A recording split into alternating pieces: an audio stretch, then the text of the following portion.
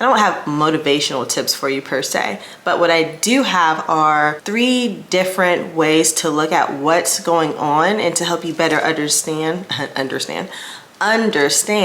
what's going on within you so that you can connect what's going on in your mind with what you need your muscles and your body to do, which is get the boxes and start emptying out the closets, or get up and start working out, or eating better, or taking showers regularly. But before we go any further, just make sure you guys already know, hit the like button, you subscribe, all that good stuff. And all right, let's get to it. Roughly 90 to 95% of our life is dictated by our subconscious, which means we're pretty much on cruise control most of the day. What you need to understand in this situation when we're talking about not being motivated to get up and do what you need to do, your subconscious is at play and you're aware of it because consciously you're trying to do a thing that you just can't get your body to do, which means there's a third player involved. Think of a trifecta.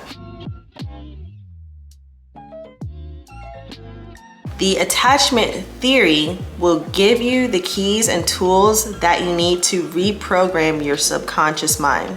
What I love about the attachment theory is it really goes into how your subconscious works, how it got programmed with the current program that it has in the first place, and it will actually expose. For instance, if you are living in a house that's extremely cluttered, or if you're having a really hard time losing weight, right? This theory covers every area of your life, but where you're struggling, a lot of times it boils down to a couple of buckets, and it may not sound like it's related at all, but it really is. But you'll have self-love, self-worth, you'll have feeling disconnected, and when one of those buckets isn't filled, all throughout your life, you will sabotage in ways until that bucket gets filled. So you may not be cleaning the house because deep down inside, in this weird, twisted way, you don't believe that you deserve to live in a clean house. This is a byproduct of a subconscious programming that you've adopted so that you can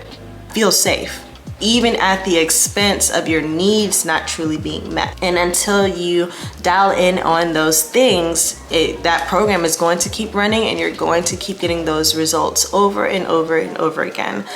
Attachment theory is an amazing place to start if you want to literally just improve your entire life from the ground up.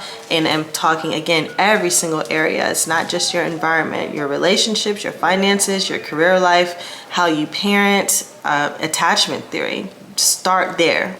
Learn about attachment theory so that you can get the language that you need to actually reprogram yourself. Moving on to tip number 2, this one is called Daydream and Dread.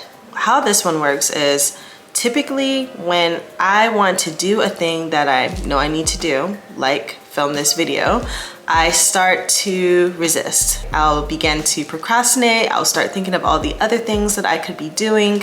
And so I have the thing that I need to do, but suddenly it's become more of a dreaded task. And that's my subconscious at play, right? So what you want to do in those moments is start to pay attention to what are the thoughts that you're having? What are you thinking about doing instead of that thing? So again, I wanted to script the video, film this video, and all of a sudden I just started thinking about, you know what? I think I just want to go out and socialize, or it would be nice to do a dinner and a movie. And so I realized, okay, am I craving some type of stimulation? I have some excess energy that possibly I need to burn off. So what I did was I put on some music, I grabbed some wine, and I paired the dreaded activity, which was scripting the video, with some type of entertainment. Yeah, I just needed a different type of energy.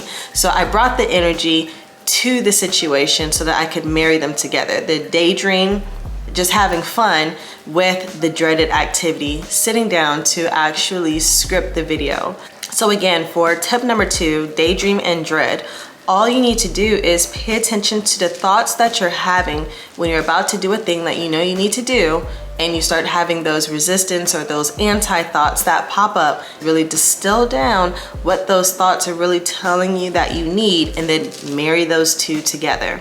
So before I get to tip number 3, I want to talk to all of my people that are absolutely tired of dropping the same balls every single week after week after week, all right?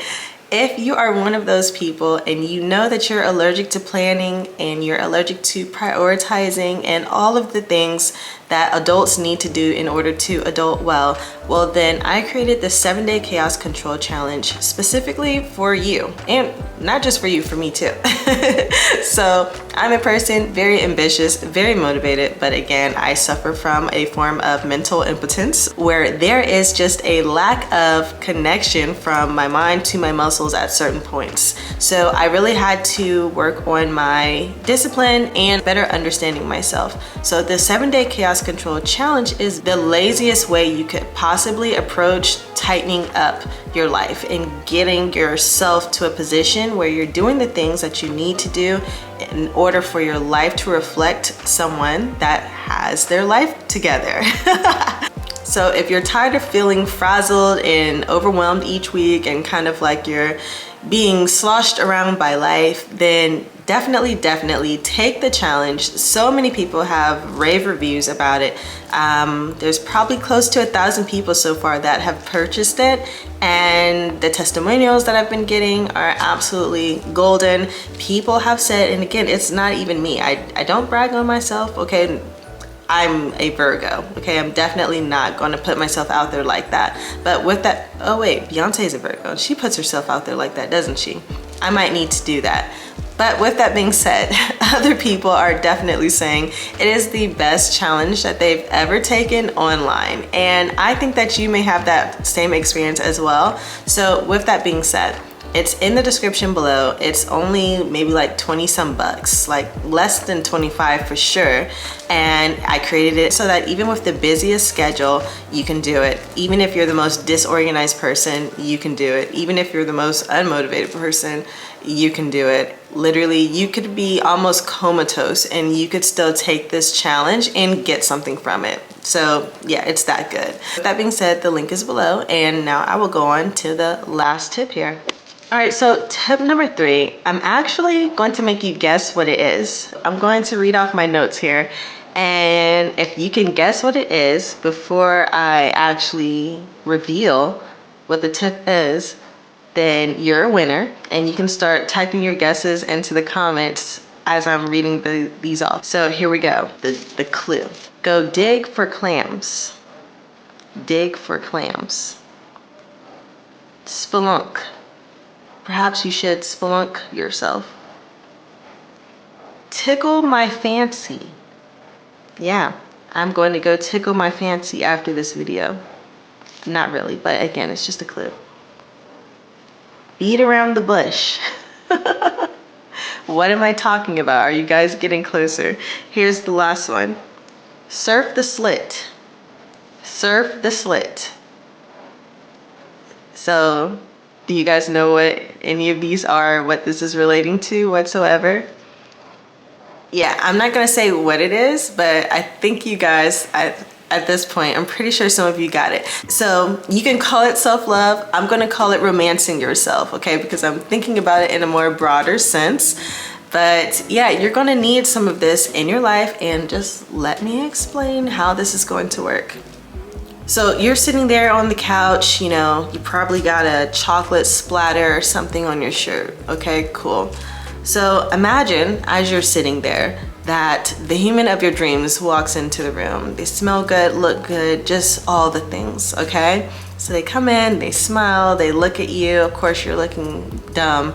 And, you know, they tell you, slide over a bit so they can come sit down beside you. So they sit down beside you, right? You're smelling them, you're taking it in, and you're just like, oh my God, like absolute perfection right in front of you. They slowly lean over and they want to whisper something into your ear. They whisper that thing. But of course, because you're a goofball, you're like, what? I'm sorry, what'd you say? So they pull their face back from you a bit, they put their hand out, and they're like, the list. And you're like, the list? And they're like, yes, the list.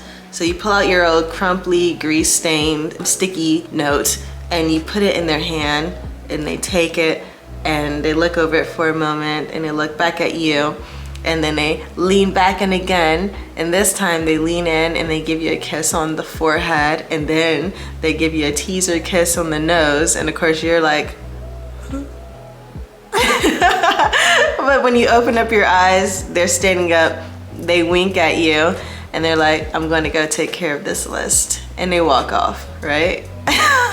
So I don't know about you, but for me, that would absolutely make my sprinkler system come on. All right, so if we could put romance into a capsule, that's what it would look like, and that's what it would feel like. We're sorry, the number you have dialed is not in service at this time. We all have to get to a point where we realize we have to be our own hero. At the end of the day, give yourself the same level of love and concern and care that you're giving to everyone else, and you'll see how much easier it is to push past that resistance you have when it's time to do things for yourself. So the way I'm thinking about it is, the more you connect to yourself, the more you show up for yourself, the more you speak up for yourself, the more you take care of yourself, then the more you will trust yourself, the more you will respect yourself, then the easier it will be for you to do things when you say, hey, I need to get this done. You will have less resistance. And if it's better for you to envision this, just think about someone else that you love and how you typically have no problem jumping up for them to do whatever it is that they may need you to do at a moment's notice, right? There's little to no resistance. That same love you have for them is the same love that you will have to give to yourself. You may need to step out of yourself for a moment and be like, okay, I see you, and you know what? I love you, and so I'm gonna go take care of this closet for you. You are worthy of love and a clean closet. So guess what? That's the end of the video. I just have one question for you, which is, if life is a big video game, did you level up today in any way?